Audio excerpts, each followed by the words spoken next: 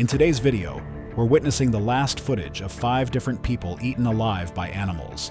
From a tiger exploding from monsoon-flooded reeds, to a lion pride feeding on a safari guide in Serengeti.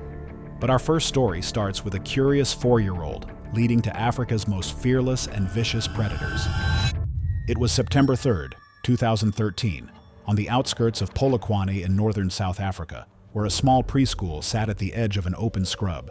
The storm from the previous night had left the ground damp and the air heavy, creating a stillness that would later feel like a warning the adults had missed. Talon Muro, 4 years old, was known among his family and teachers for his strong curiosity about animals and his tendency to wander toward anything that moved. His father worked long hours as a mechanic, and his mother was a classroom aide at a nearby primary school. He had only been at the preschool a few months, and the staff had already learned he drifted toward the far corners of the play area during outdoor time. His parents enrolled him there because it was close to home and had a reputation for structured supervision. On that particular morning, he had arrived earlier than usual because his mother needed to start a shift at the primary school. Teachers had seen him glance repeatedly toward the bent section of fence but didn't think much of it, assuming he was just tracking birds sheltering after the storm. The damaged fence had been noted during morning inspection, but staff decided to report it after classes, believing it posed no immediate risk. Beyond the fence, the vegetation held more scent and movement after rainfall, and the wind carried the earthy smell of wet ground. The area had long been known to attract small carnivores seeking insects or resting cover. Honey badgers in that region typically ranged between 20 and 30 pounds, low to the ground with strong forelimbs, loose skin, and powerful jaws, capable of applying focused bite pressure. They were known for aggressive responses when cornered or defending territory, and breeding pairs sometimes stayed together during rearing periods, but coordinated attacks on humans were extremely rare. Their defensive strategies relied on rapid bursts of force, repeated biting, and unrelenting persistence until a threat backed away. During free play, teachers concentrated on the central courtyard where most of the children congregated around swings and a plastic climbing frame. They did not immediately notice when Talon slipped through the narrow gap in the fence to follow the birds that had hopped along the scrub. CCTV footage later showed him walking toward the brush with slow, focused steps, pausing once to look back before continuing. A faint movement appeared in the vegetation seconds before he reached it, one badger briefly emerging from cover. The footage captured the moment the honey badger reacted defensively. It lunged toward the open space where Talon stood, likely perceiving sudden movement as a threat. The badger struck, driving its body into his side and knocking him onto the damp soil. In the recording, his arms flailed upward as he hit the ground. The animal clamped onto his lower right leg, using rapid, forceful bites rather than sustained dragging. His movements were frantic, legs kicking and hands pressing into the ground as he tried to pull away.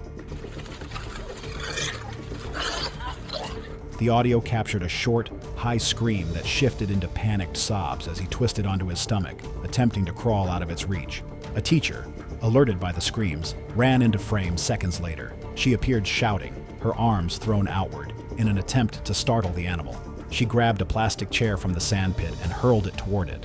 It bounced off the ground nearby, causing only a brief pause. The badger, still defensive rather than predatory, continued biting at the leg briefly, before retreating slightly. The teacher continued shouting, moving closer but maintaining a cautious distance. Another staff member arrived carrying a metal rake from the garden shed. He swung it at the badger with full force, striking the ground near it until it backed into the brush. Footage showed Talon lying motionless on his side, his body partially curled, with severe bites on his leg, and minor punctures to the forearm and shoulder. Blood had pooled beneath him. Staff lifted him, immediately recognizing the seriousness of the injuries, and dialed for help. Paramedics arrived within minutes, but the bite to his leg had caused catastrophic blood loss, and resuscitation was not possible due to rapid exsanguination. Wildlife authorities located the badger that afternoon using tracking teams and cage traps. After a veterinary exam showed no signs of disease, it was released several miles away into protected land. A memorial was held quietly for Talon in his home village, attended by family, neighbors, and the staff who had witnessed the final moments but could not change the outcome. As the preschool tragedy demonstrated how quickly predators can turn a child's innocent curiosity into catastrophe, in West Bengal, a farmer would venture into tall reeds, unaware that a displaced tiger was already watching from the shadows. It was August 17, 2015, in the low-lying outskirts of a farming village in West Bengal, where monsoon water had reshaped the riverbanks into unstable channels. Maroon Cade, 52, had spent his life farming rice and jute on plots passed down through his family. He was known to wake before dawn and kept to predictable routines. Though he rarely took risks, he had a habit of assuming wildlife kept its distance from cultivated fields, even when neighbors advised caution.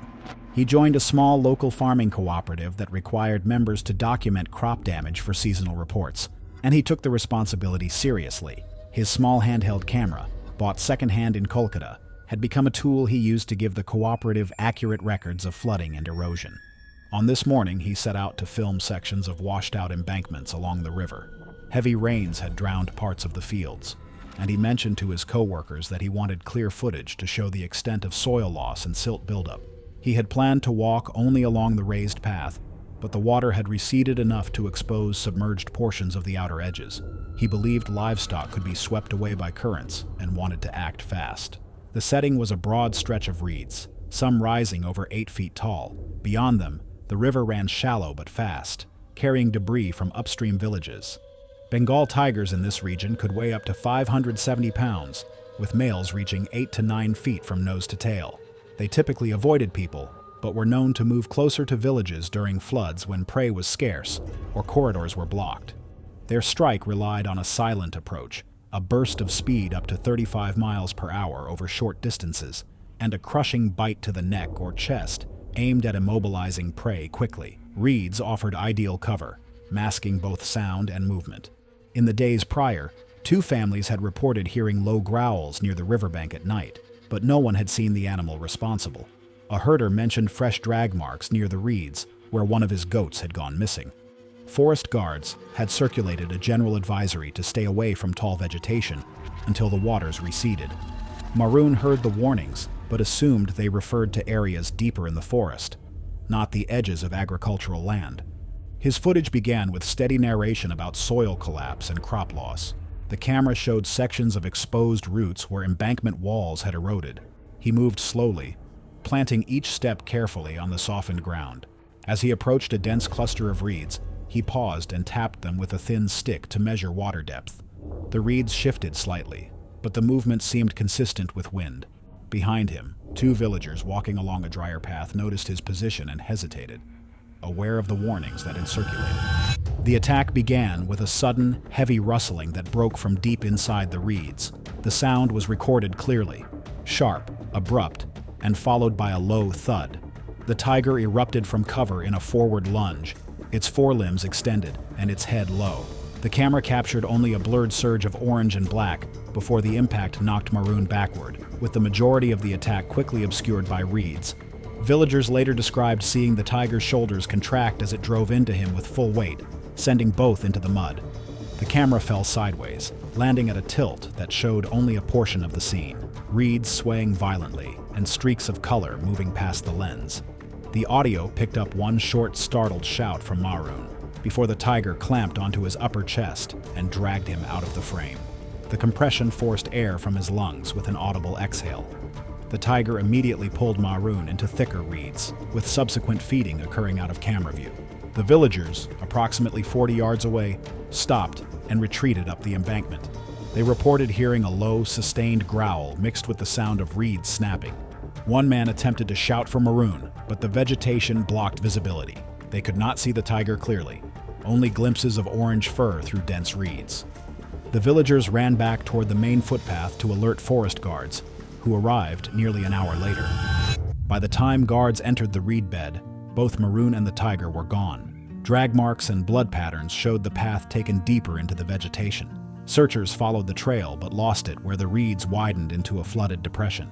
2 days later, partial skeletal and soft tissue remains were found on a raised patch of soil near the forest boundary, consistent with known tiger caching behavior.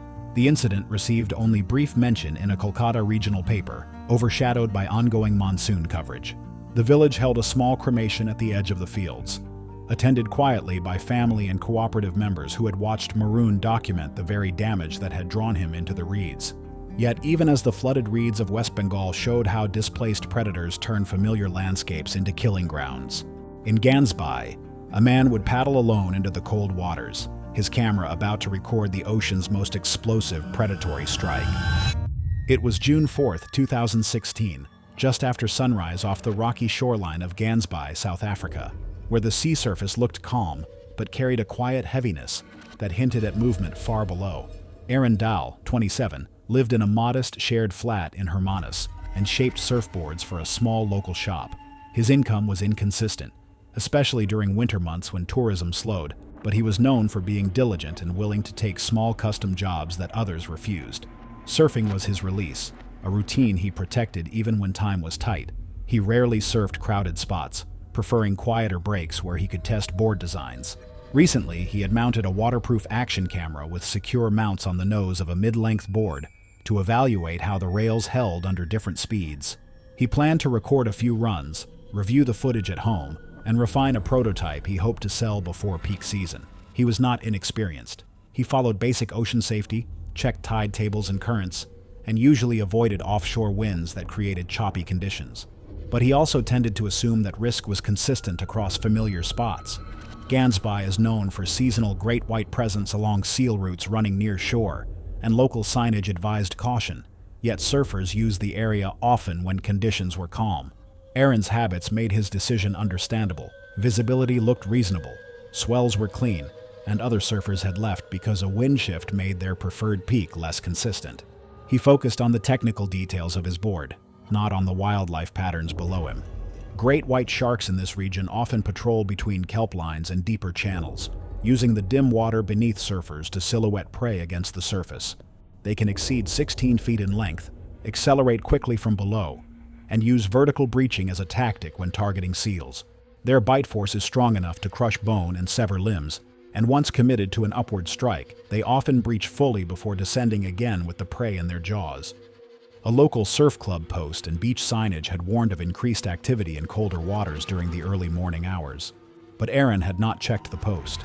He relied more on wind and swell charts than on wildlife reports. When he arrived at the beach, he saw two shore anglers repositioning their gear away from the deeper section of water, but he assumed they were chasing a different current. He slipped into the water, paddled past the first kelp bed, and settled into a steady pace toward the outer line. His footage showed calm paddling, occasional glances toward the horizon, and the smooth lift of approaching swells. He paused several times, adjusting his angle to catch a cleaner line. The camera captured nothing unusual, only green water beneath him and distant gull calls, with a slight offshore wind rustling the surface. As he moved farther outside, the surface quieted again. The swell spacing increased, and his board rose and fell in slow, predictable motion. The anglers on shore noticed him shift farther from the main break, but they continued watching their lines. The attack began from directly below. The footage first recorded a dark shadow forming beneath the nose of the board, moving upward with accelerating speed. The shadow expanded rapidly, its outline broad and rising.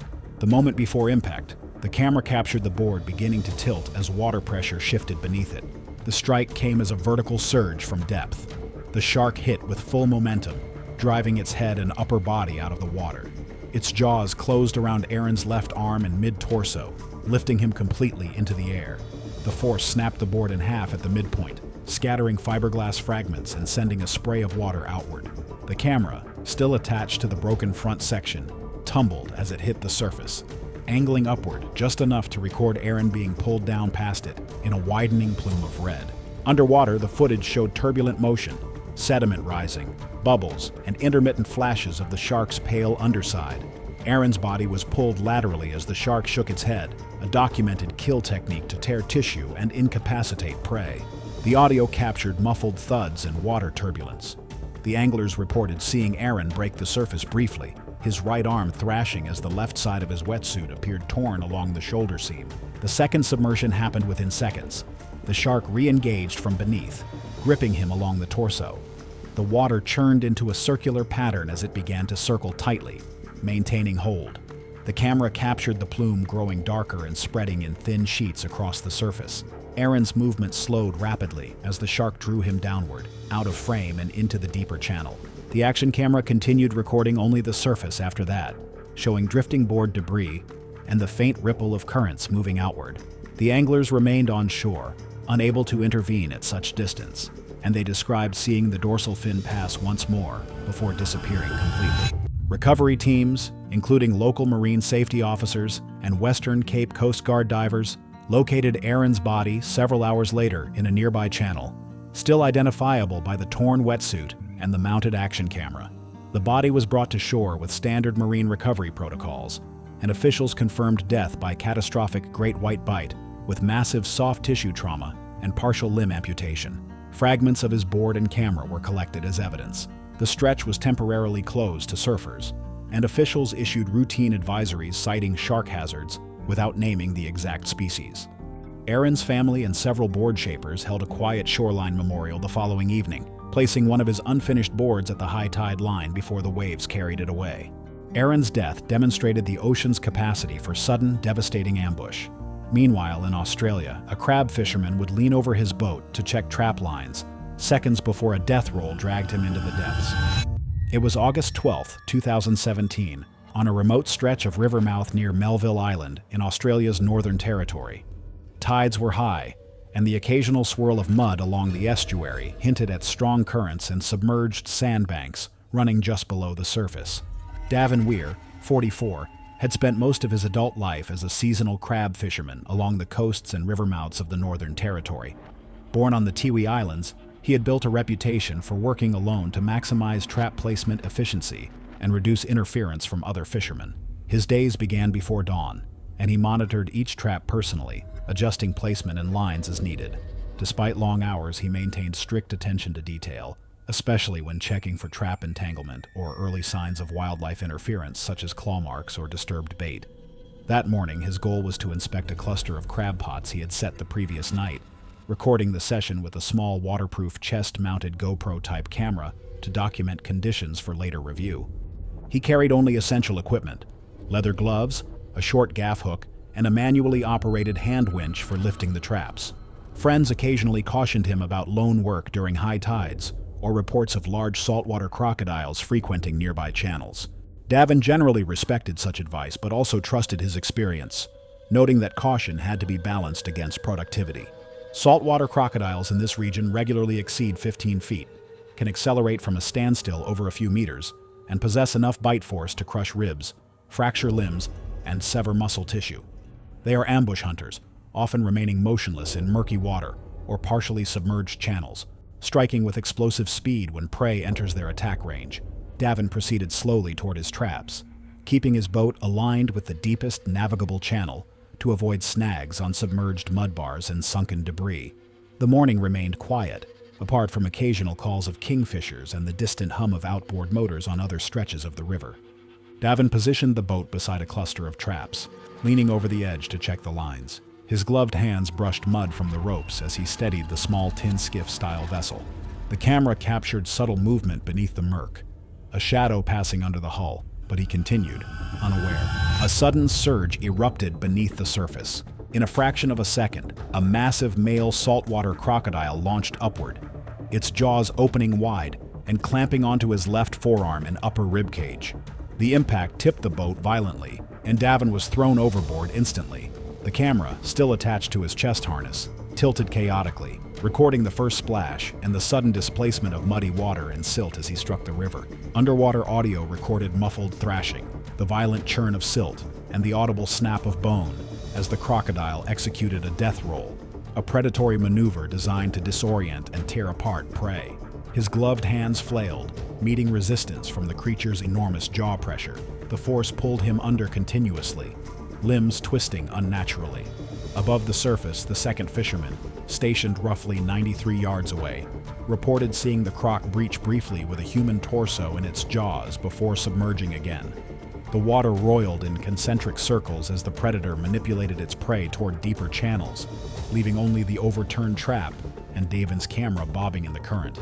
Attempts to intervene from the distant boat were impossible due to both the suddenness of the attack and the river's strong tidal flow, and all the fishermen could do was call for help.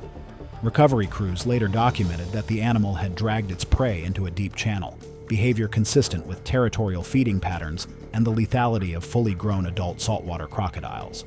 Officers arrived within an hour after the initial report, locating the boat, trap lines, and camera shortly after the event. confirming the attack's brutality. Divers located partial remains the next day in shallower water near a sandbar, recovering Davin's torso and one arm, while other parts were carried deeper by the current. These were transported to shore, where identification was confirmed via personal items and dental records. 3 days later, Parks and Wildlife tracked and humanely euthanized a 15-foot adult male saltwater crocodile in the vicinity. Examination revealed human remains in its stomach, confirming identification. Davin's family opted for a private service on the Tiwi Islands, holding a quiet ceremony that adhered to local tradition. His fishing gear and chest-mounted camera remained with authorities as evidence, a reminder of the apex predator's reach in its native habitat.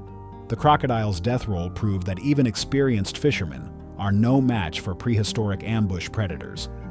And on the Serengeti border, a lioness's silent approach was about to turn a guide's mechanical inspection into a feeding frenzy. It was October 9, 2018, near the northern edge of the Serengeti. On a remote stretch of track bordered by tall grass and scattered acacia groves, sounds carried unusually far in the still, humid evening air, and shadows stretched across the mud, suggesting both calm and latent danger. Calum Onari, 36, was a local safari guide with a reputation for mechanical skill and resourcefulness. Employed by a modest, low-budget tour outfit, he routinely performed minor repairs, vehicle inspections, and documentation on the fleet of land cruisers used for extended safaris. He had grown up on the edges of the park, learning terrain and animal behavior from family members and veteran guides. Calum was careful and observant, but his work required navigating inherent risks that most would avoid. That evening, he carried a small handheld camera to document vehicle suspension issues and chassis alignment, intending to review it later for maintenance notes. Returning alone to a vehicle after escorting tourists back to camp on foot, he rationalized that the hum of the generator and nearby lights would discourage predators. He moved deliberately, circling the vehicle to inspect axles and frame integrity, spotlight in one hand, camera in the other. His decisions were methodical, leaning in to measure angles, murmuring notes, and adjusting his position for clearer camera shots. Alone in the dusky savanna, Calem's familiarity with the area made lions feel distant, though the residual scents and sounds of nocturnal animals suggested caution.